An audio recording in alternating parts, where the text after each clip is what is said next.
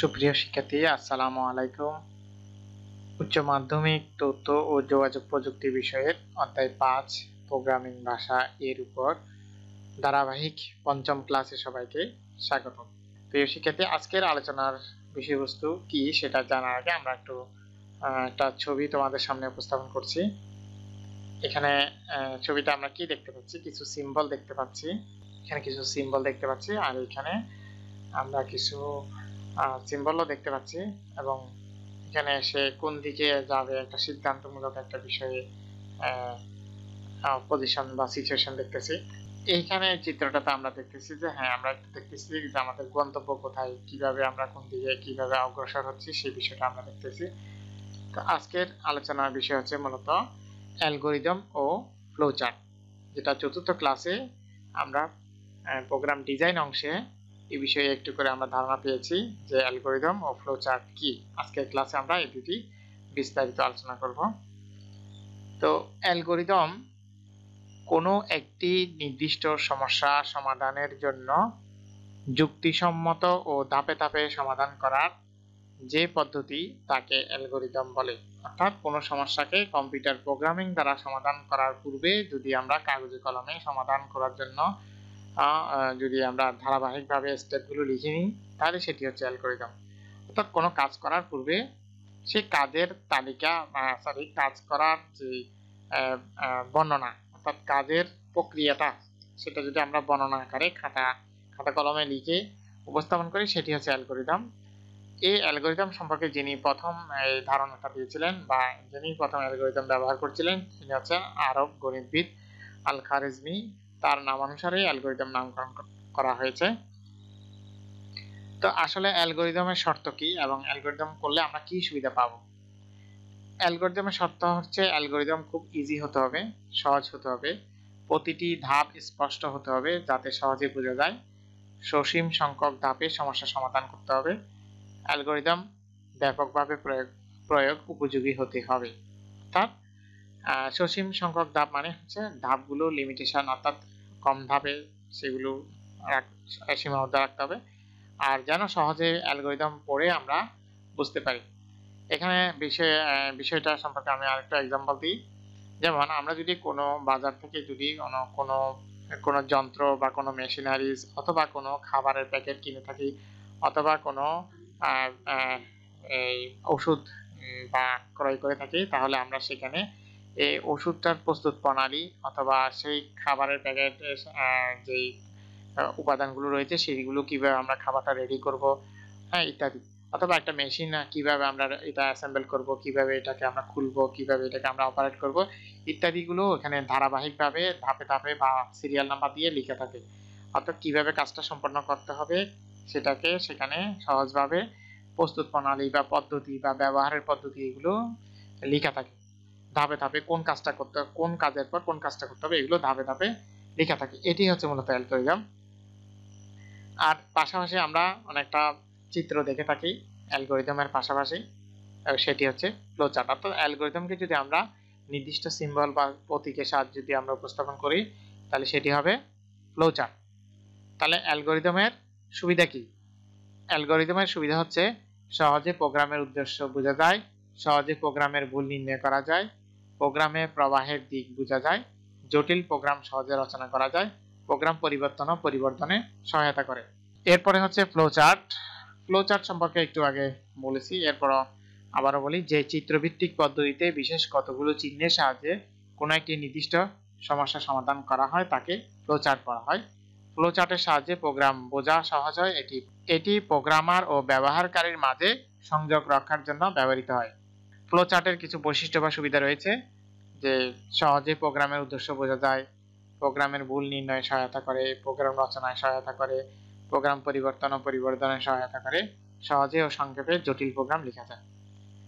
তাহলে ফ্লোচার্ট সম্পর্কে আমরা ধারণা নিলাম।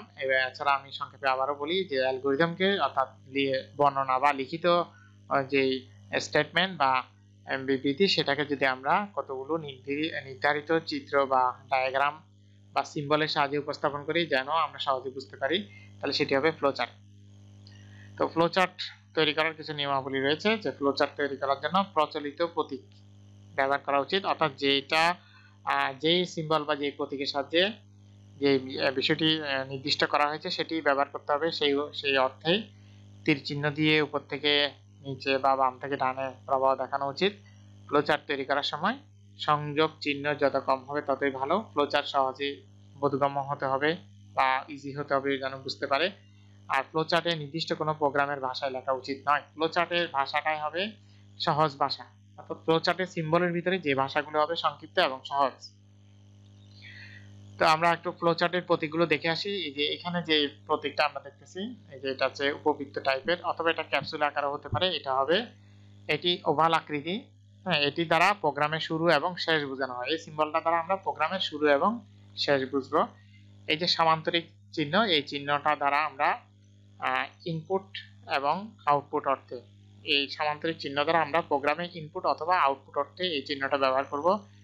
এরপর হচ্ছে আয়তাকার এই সিম্বল, এই আয়তাকার সিম্বলটা আমরা প্রসেস বা প্রক্রিয়াকরণ, প্রসেস বা প্রোগ্রামের এই ধাপে প্রক্রিয়াকরণটা সম্পন্ন হবে সেটা বোঝানোর জন্য আমরা আয়তাকার সিম্বলটা ব্যবহার করব।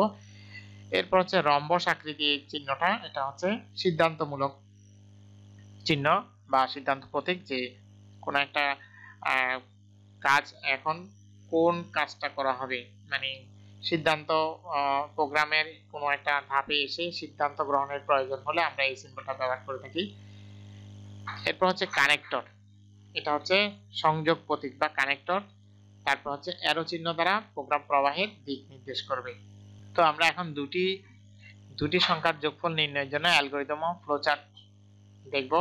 আমরা এখন एग्जांपल দেখব যে দুটি সংখ্যার যোগফল নির্ণয় করার জন্য প্রোগ্রাম তৈরি করার পূর্বে অ্যালগরিদম এবং ফ্লোচার্ট কি হতে পারে। অর্থাৎ দুটি সংখ্যার যোগফল নির্ণয়ের প্রোগ্রাম তৈরি করার পূর্বে অ্যালগরিদম এবং ফ্লোচার্ট কি হতে পারে। যে দুটি সংখ্যা যোগ করার জন্য আমাদের অ্যালগরিদম কি, প্রথম হচ্ছে আমাদের প্রোগ্রাম শুরু করতে হবে। তো প্রোগ্রাম শুরু করার জন্য আমাদের যে সিম্বল আমরা ব্যবহার করব সেটি হচ্ছে এই যে ওভাল আকৃতির যে চিহ্ন, যেটা দ্বারা আমরা প্রোগ্রাম শুরু বুঝি। তো ধাপ 2 নং ধাপে আমাদের ইনপুট হিসাবে দুটি সংখ্যা a ও b মান গ্রহণ করি, অর্থাৎ আমাদেরকে দুটি সংখ্যা যোগ করার জন্য প্রোগ্রামকে ইনপুট দিতে হবে। আমরা জানি প্রোগ্রাম সংগঠন অংশে আমরা পড়ে আসছি যে একটি প্রোগ্রামের তিনটি অংশ থাকে, একটি হচ্ছে ইনপুট, একটি হচ্ছে প্রসেস, একটা হচ্ছে আউটপুট। তার মানে ইনপুট, প্রসেস, আউটপুট এই তিনটা অংশের কোনো একটা যদি বাদ পড়ে তাহলে আমরা যথাযথভাবে আউটপুট পাবো না। তাহলে আমাকে প্রোগ্রামে দুটি সংখ্যা যোগ করতে হলে আমাকে অবশ্যই কি করতে হবে, ইনপুট দিতে হবে। তো এই সিম্বল দ্বারা, এই আয়তাকার সামান্তরিক সিম্বল দ্বারা আমরা ইনপুট ও আউটপুট একই অর্থে ব্যবহার করি। এখানে যেহেতু ইনপুট বোঝাচ্ছে তাহলে এখানে আমরা লিখব a ও b এর মান গ্রহণ বা ইনপুট।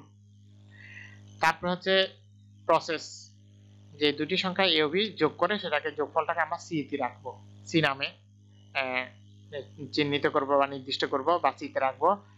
এটা হচ্ছে প্রসেস। এই প্রসেসের জন্য আমরা এই প্রসেস আয়তাকার সিম্বলটা ব্যবহার করব এবং সেখানে ভিতরে যে ফর্মুলাটা সেটা লিখে দিব। এখানে আমরা এক্ষেত্রে লিখতে পারি c সমান a প্লাস b নির্ণয় করি। তাহলে আমরা a এবং b এর যোগফলটা c তে রাখবো, অর্থাৎ c টা হচ্ছে আমাদের ফলাফল। তাহলে চতুর্থ ধাপে এসে আমরা লিখব c এর মান ছাপাই, আর সেটাকে আমরা ফ্লো চার্টের সাহায্যে এই সামান্তরিক চিহ্ন ব্যবহার করে সেই আউটপুট অর্থকে আমরা এই সিম্বলটা ব্যবহার করব এবং ভিতরে লিখে দিব c এর মান ছাপাই। এরপর হচ্ছে প্রোগ্রাম শেষ করি। পঞ্চম ধাপে এসে আমরা লিখলাম প্রোগ্রাম শেষ করি। তো প্রোগ্রাম শেষ করার জন্য আমাদের একই রকম যেটাতে যে সিম্বলটা আমরা প্রোগ্রাম শুরুতে ব্যবহার করছি সেটা প্রোগ্রাম শেষেও সেই ওভাল আকৃতি চিহ্নটা আমরা ব্যবহার করব। তো প্রিয় শিক্ষার্থী, আমরা দুটি সংখ্যার যোগফল নির্ণয়ের জন্য অ্যালগরিদম এবং ফ্লোচার্ট দেখলাম। অ্যালগরিদমটা হচ্ছে মূলত কিভাবে দুটি সংখ্যা যোগ করা হবে তার ধারাবাহিক বর্ণনা, বিবরণ, আর সেই বিবরণকে আমরা যদি চিত্রের সাহায্যে উপস্থাপন করি সেটা হচ্ছে ফ্লোচার্ট। এরপর আমরা আরো একটা एग्जांपल দেখতে পারি দুটি সংখ্যার মধ্যে বড় সংখ্যা নির্ণয়ের জন্য অ্যালগরিদম ও ফ্লোচার্ট। অর্থাৎ দুটি সংখ্যার মধ্যে কোন সংখ্যাটি বড় হবে সেটা নির্ণয় করার জন্য প্রোগ্রাম তৈরি করার পূর্বে অ্যালগরিদম এবং ফ্লোচার্ট কি হবে, অর্থাৎ প্রোগ্রাম তৈরির পূর্ব প্রস্তুতি স্বরূপ সেই অ্যালগরিদম এবং ফ্লোচার্টটা কি হবে সেটা। তো প্রথমে অ্যালগরিদম ধাপ 1, প্রথমে আমরা প্রোগ্রাম শুরু করে লিখব, তারপর সংখ্যা দুটি ইনপুট হিসাবে দিব, তারপর সংখ্যা দুটির মধ্যে কে বড়, a বড় নাকি b বড় সেটা জানার জন্য আমাদের ডিসিশন নিতে হবে। যদি a গ্রেটার দেন b হয়, যদি a গ্রেটার দেন b হয় তাহলে a বড় ছাপাবো, আর না থাকি b বড় ছাপাবো। তারপর আমরা প্রোগ্রাম শেষ করব। এইটার অ্যালগরিদমটা এইটার ফ্লোচার্টটা আমরা একটু এখানে দেখি। তো প্রথমে এই ওভাল আকৃতি চিহ্নটা আমরা ইউজ করছি কি জন্য? প্রোগ্রাম শুরু করার জন্য। তারপর এ ও বি এর মানটা আমরা কি করলাম? ইনপুট হিসেবে নিলাম। এটা হচ্ছে কি সামান্তরিক টাইপের যে চিহ্নটা সেটা হচ্ছে এ ও বি এর মান গ্রহণ, ইনপুট হিসেবে বোঝানো হয়েছে এটা। এরপর এখানে আমরা 3 নাম্বার ধাপে এসে সিদ্ধান্ত নিয়েছিলাম যে এ যদি বি থেকে বড় হয় এ ছাপাই, না হলে বি ছাপাই, বি বড় ছাপাই।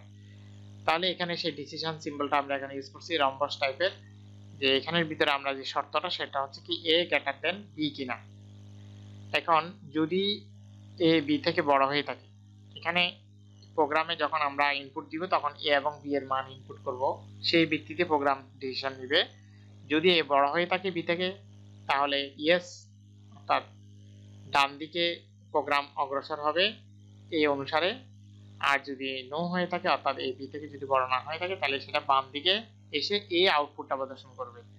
তাহলে যদি এই শর্তটা সত্যি হয়, ইয়েস হয়, তাহলে এ বড় প্রদর্শন করবে। সেক্ষেত্রে তাহলে আমাদের এই আউটপুট সিম্বলটা হচ্ছে কি সামান্তরিক চিহ্ন, যে এ বড় ছাপাও, অন্যটাই এই আউটপুটটা প্রদর্শন করবে এই সামান্তরিক চিহ্নর মাধ্যমে। সেখানে লেখা হয়েছে বি বড় ছাপায়। এখন আমাদেরকে কানেক্টরের সাহায্যে কানেক্ট করতে হবে, অর্থাৎ আমাদের যে কোনো একদিকে প্রোগ্রাম অগ্রসর হবেই, হয় সত্যি হবে, হ্যাঁ হবে, নাইলে না হবে, যে কোনো একটা হবে। যেটাই হোক না কেন এদিকে এসে এটা কানেক্ট হবে এবং পরবর্তী ধাপে এসে প্রোগ্রাম শেষ হবে, যেটাকে আমরা ওভাল চিহ্ন দ্বারা আমরা এখানে উপস্থাপন করলাম যে হচ্ছে প্রোগ্রাম শেষ। তো প্রিয় শিক্ষার্থী, আমরা যথারীতি আলোচনা শেষ পর্যায়ে চলে আসছি। আমরা এখানে একটা কুইজ রেখেছি। আমি পরবর্তী ক্লাসে অ্যালগরিদম এবং ফ্লোচার্ট নিয়ে আরো ক্লাস তৈরি করব, আরো বিভিন্ন সমস্যা নিয়ে আমি অ্যালগরিদম এবং ফ্লোচার্ট উপস্থাপন করব। তো আজকের আলোচনার ভিত্তিতে আমরা একটা কুইজ এখানে রাখলাম, সেটা হচ্ছে এই চিহ্নটা দ্বারা আমরা কি বুঝি? ফ্লোচার্টের ক্ষেত্রে এই চিহ্নটা দ্বারা কি বোঝানো হয়? এই চিহ্ন দ্বারা কি বোঝানো হয়? ক তে হচ্ছে শুরু, খ তে হচ্ছে ইনপুট, গ তে হচ্ছে সিদ্ধান্ত, ঘ তে হচ্ছে প্রসেস। তাহলে আমরা জেনে আসছি যে এই যে ডায়মন্ড আকৃতি চিহ্নটা দ্বারা বা রম্বস আকৃতি চিহ্নটা দ্বারা কি বোঝায়? এটা দ্বারা সাধারণত সিদ্ধান্ত বোঝায়, ডিসিশন। এটা হচ্ছে ডিসিশন সিম্বল। যেহেতু এটা ওভাল চিহ্ন না, ওভাল শুরু এবং শেষ চিহ্নটা হচ্ছে ওভাল বা উপবৃত্ত বা ক্যাপসুল আকারের। ইনপুট এবং আউটপুটটা হচ্ছে কি সামান্তরিক টাইপের, প্রসেস হচ্ছে আয়তাকার টাইপের, আর সিদ্ধান্তটা বা লজিক এটা হচ্ছে রম্বস বা ডায়মন্ড আকৃতির চিহ্ন। তাহলে সঠিক উত্তর হবে সিদ্ধান্ত। তো আমরা এটা ক্লিক করি, এটা রেড মার্ক আসছে, এটাও রেড মার্ক, এটাও রেড মার্ক, এটা হচ্ছে গ্রিন মার্ক, তার মানে এটা হচ্ছে কি সিদ্ধান্ত। সুপ্রিয় শিক্ষার্থী, আজকের ক্লাসটি আমি এখানে শেষ করছি। তোমরা ক্লাসটি বারবার দেখবে যদি না বুঝে থাকো, আর পূর্ববর্তী ক্লাসগুলো দেখে নিতে পারো, যেহেতু প্রতিটা ক্লাসের একটা সংযোগ রয়েছে। যারা নতুন তারা পূর্বের ক্লাসগুলো আগে দেখে আসবে, তাহলে ক্লাসগুলো ভালো বুঝতে পারবে। তো আজকে এই পর্যন্তই। সবাই ভালো থাকবে, সুস্থ থাকবে। আল্লাহ হাফেজ।